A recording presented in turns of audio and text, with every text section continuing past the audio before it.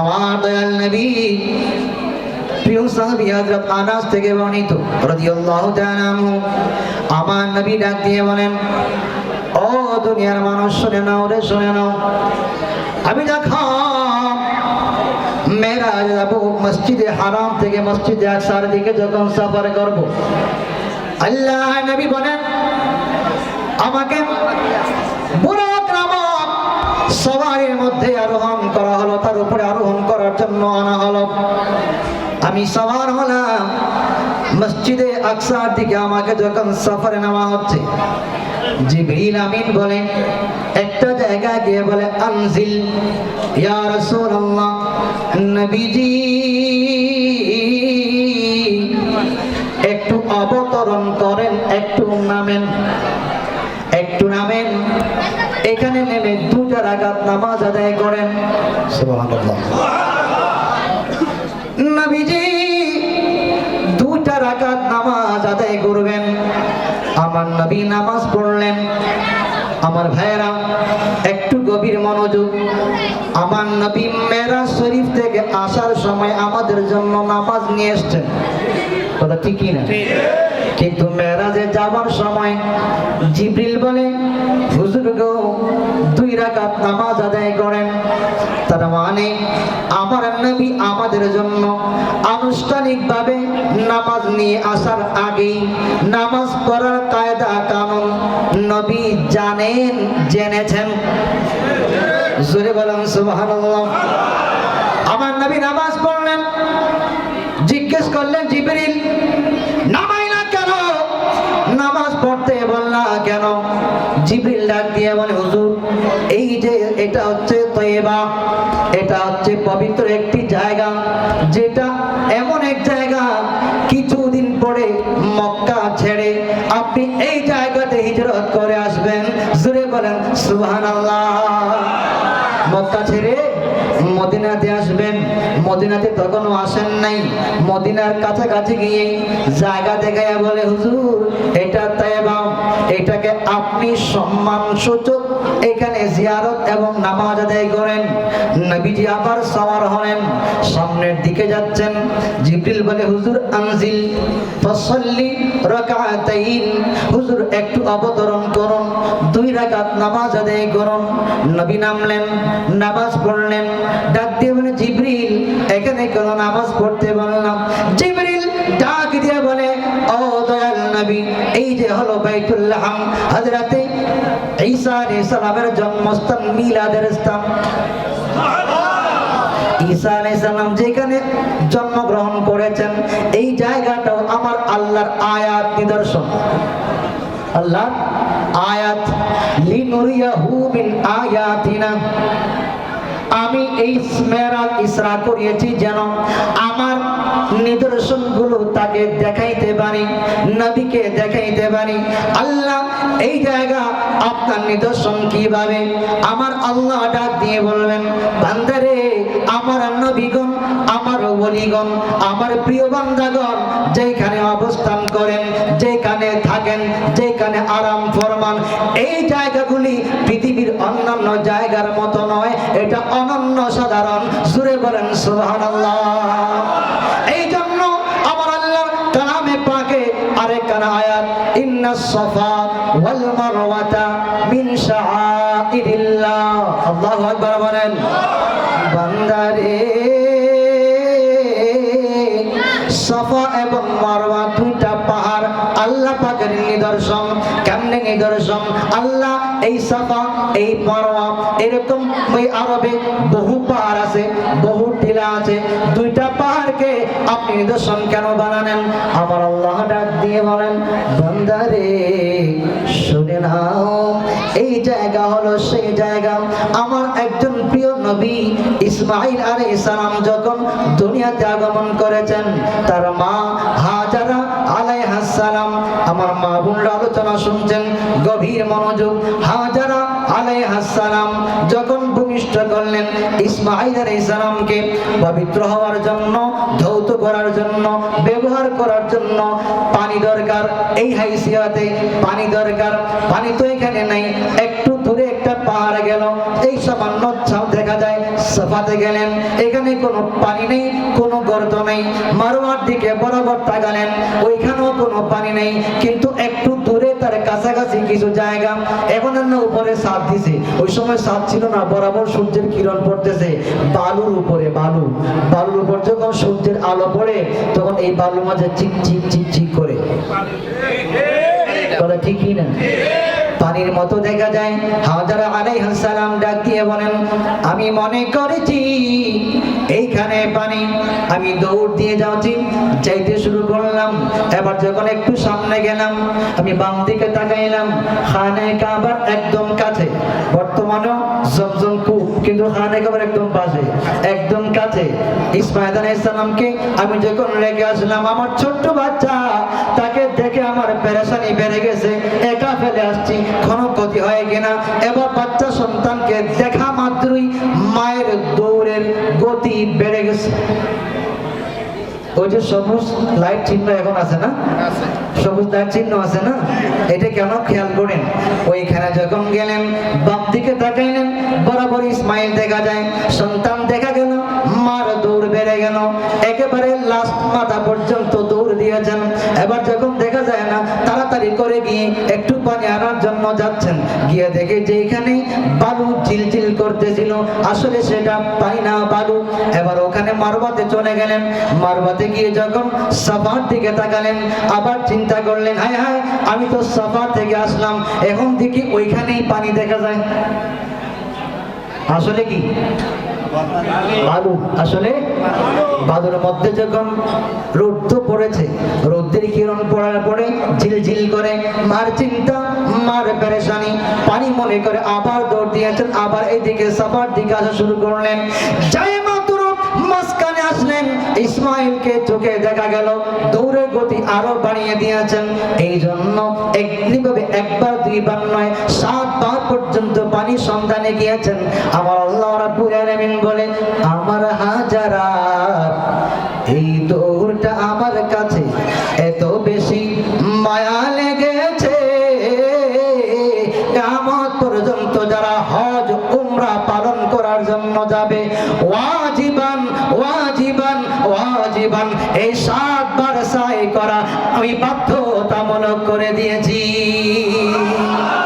আমার দয়াল নবী, মায়ার নবী আছেন মদিনায়, আমার দয়াল নবী, মায়ার নবী আছেন মদিনায়।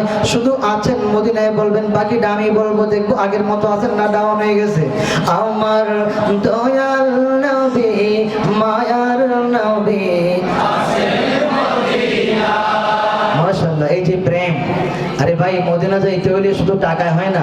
কত মানুষ দেখেছি নিজের বাজার করার মতো সামর্থ্য নাই, কিন্তু মদিনা যাওয়ার জন্য নবীর নাম শুনলে পাগলের মতো হয়ে যায়। হঠাৎ একদিন ফোন করে বলে, হুজুর, অমুকের বাবার পরিবর্তে, মায়ের পরিবর্তে আমাকে উমরায় পাঠাইতেছে, আমার নবীর রোজার জিয়ারত নসিব হয়ে যাবে। এরকম বহু মানুষ দেখেছি ভাই। এই জন্য মদিনা যেতে হলে নসিব লাগে, মুহাব্বত লাগে। কথা বলেন ঠিক কিনা?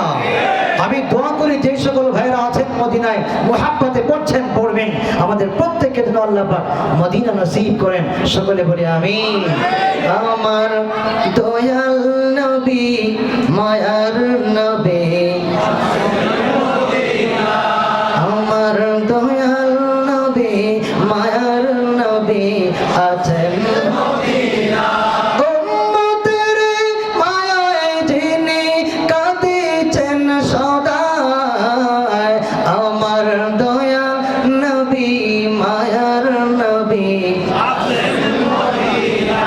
আমার দয়াল নবী, মায়ার নবী। মদিনায় যাইতে মন চায় কি চায় না? একটু মুহাব্বতে বলি ইয়া রাসূলুল্লাহ। মেরাজের রাতে এই মদিনার জায়গাটাকেও জিব্রাইল দেখাইছেন। সামনের দিকে যখন যাচ্ছেন আমার নবীকে জিব্রাইল বলে হুজুর আনজিল ফাসাল্লি রাকাতাইন, নবী গো একটু অবতরণ করেন, 2 রাকাত নামাজ আদায় করেন। আমার নবীকে যখন 2 রাকাত নামাজ আদায় করালেন, নবী ডাক দিয়ে বলে জিবরিল এখানে আবার কি নামাজ কেন পড়তে বললাম?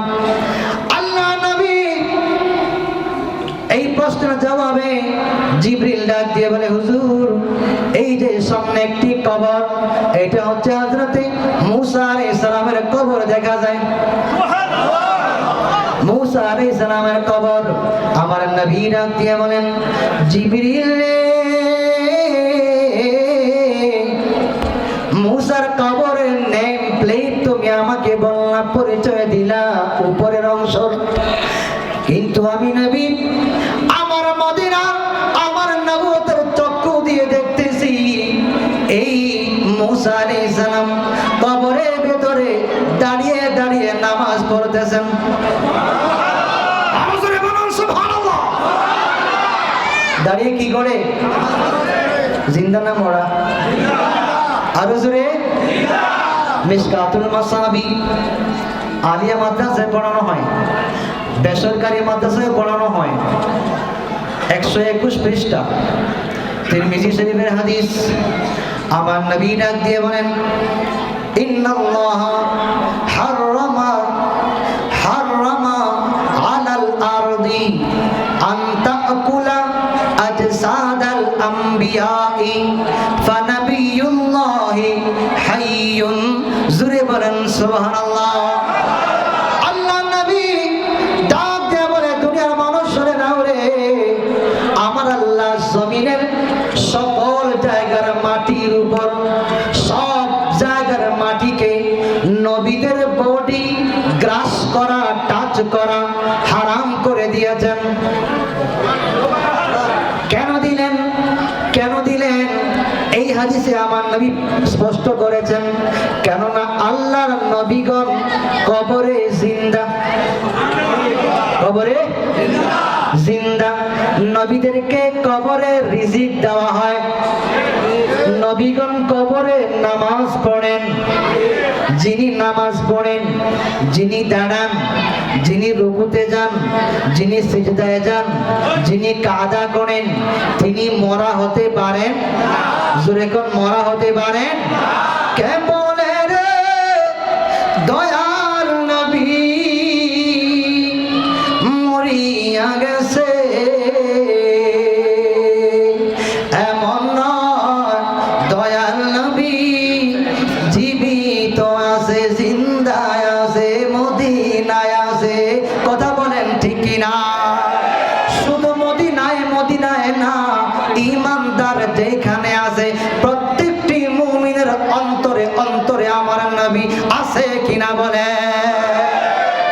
ত্রিভুবনে নবী ছাড়া কে হবে উপায়, কে আছে আপন? আমার নবী ছাড়া ত্রিভুবনে কে আছে আমার? বলেন নবী ছাড়া ত্রিভুবনে কে আছে আমার? উম্মতের কান্ডারি নবী রহমতের ভান্ডার, দয়াল নবী ছাড়া ত্রিভুবনে কে আছে আমার? বলেন নবী ছাড়া। আল্লাহ রাব্বুল আলামিন হাকামুল হাকিমিন ঘোষণা করেন বান্দা সাফা এবং মারওয়া এইরকম বহু পাহাড় বহু টিলা আরবের জমিনে আছে, কিন্তু সবগুলোকে না, সাফা এবং মারওয়াকে আমার আল্লাহ নিজের নিদর্শন বলেছেন। কেন? আল্লাহর একজন নেককার বান্দি মহিলা, নবী না, জোরকার মহিলা কি না? নবী না, উনি একজন আল্লাহর নেককার বান্দি। আল্লাহর নেককার বান্দি এই পাহাড় থেকে আরেক পাহাড়ে ছোটাছুটি করেছেন। আমার আল্লাহ বলে আমার বান্দি যখন ছোটাছুটি করেছে এটা আমার কাছে এত বেশি মায়া লেগেছে। শুধু তাই না, ওই হাজারা যেখানে কি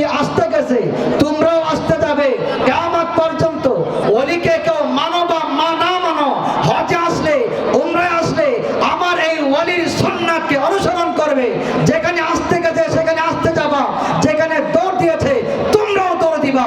ও বান্দারা, আমার হাজেরার স্মৃতিকে কিয়ামত পর্যন্ত আমি জীবিত রাখতে চাই। সূরা বলেন সুবহানাল্লাহ। আল্লাহ নেককার বান্দি কোন জায়গায় সব দৌড়াদৌড়ি করেছেন, সেটা আমার আল্লাহর কাছে নিদর্শন হয়ে গেছে। আমি এখান থেকে যে মেসেজটা দিতে চাই, আল্লাহর বলিগণ যেখানে অবস্থান করেন, যেখানে থাকেন, যেখানে বসেন, এই জায়গা পৃথিবীর অন্য কোনো জায়গার মতো নয়।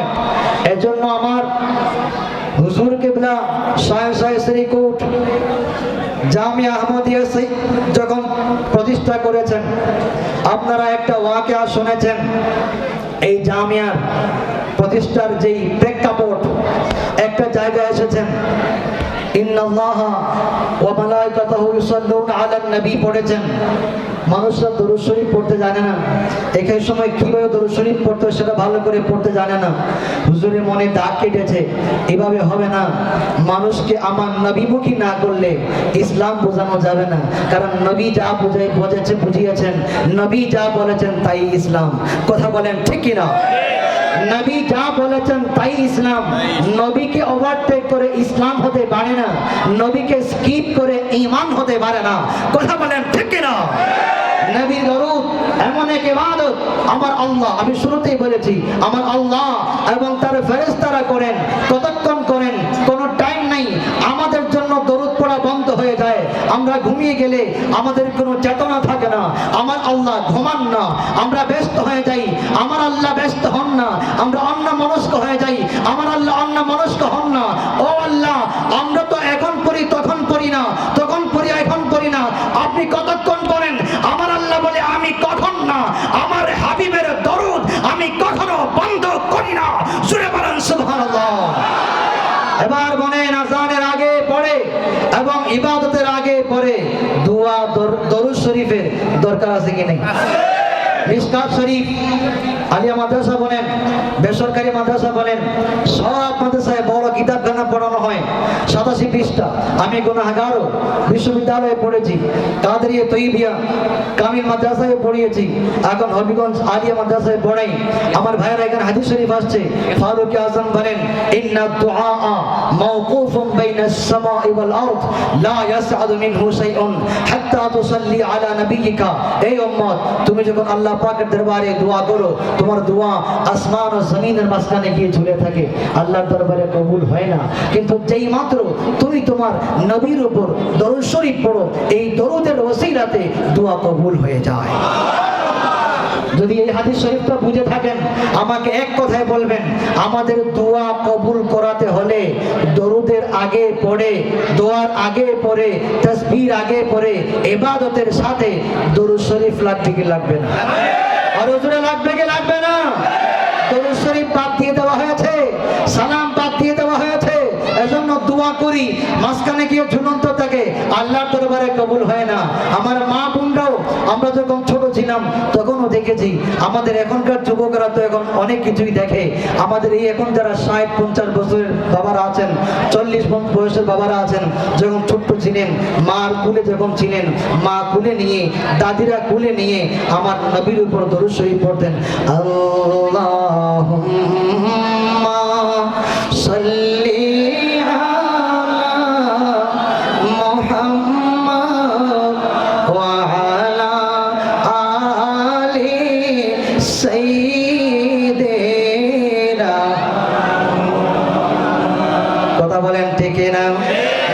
কোলে নিয়ে বাচ্চাকে ঝোল দিয়ে এভাবে তুলনা দিয়ে দুলদাইতে দরুদ শরীফ পড়তে পড়তে ঘুম পাড়াতেন। আরো মুহাব্বতে দরুদ শরীফ পড়তেন।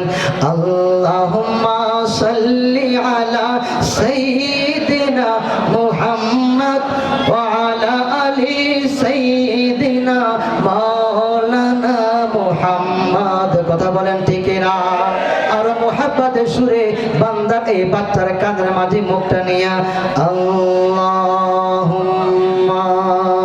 সাল্লি আলা সাইয়্যিদিনা মাওলানা মুহাম্মদ ওয়া আলা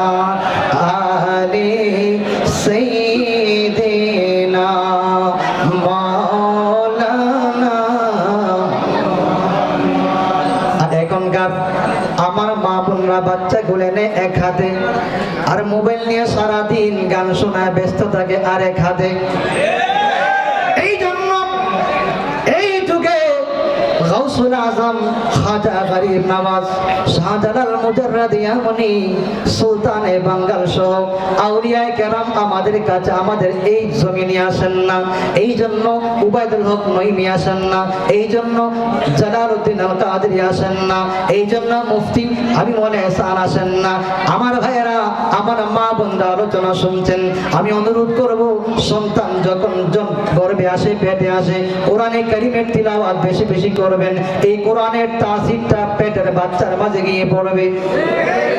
সন্তান যখন পেটে আসে, আমার নবীর উপর দরুদ সালাম, আমার নবীর নাম পড়বেন, এই তাসিরটা সন্তানের উপরে গিয়ে পড়বে।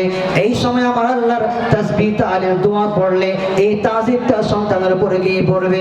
আমার ভাইয়েরা, বলছিলাম এই রজব চলে গেল, অনেক জায়গায় মেরাজের আলোচনা পর্যন্ত মসজিদ তালা দিয়ে এশার নামাজের পর তাড়াতাড়ি গিয়ে ঘুমাইছে, মুসল্লিও শুনে নেই, হুজুরও আলোচনা করে নেই। রজবটা কোন রকম চলে যাচ্ছে, আজকে 28 তারিখ চলে গেল।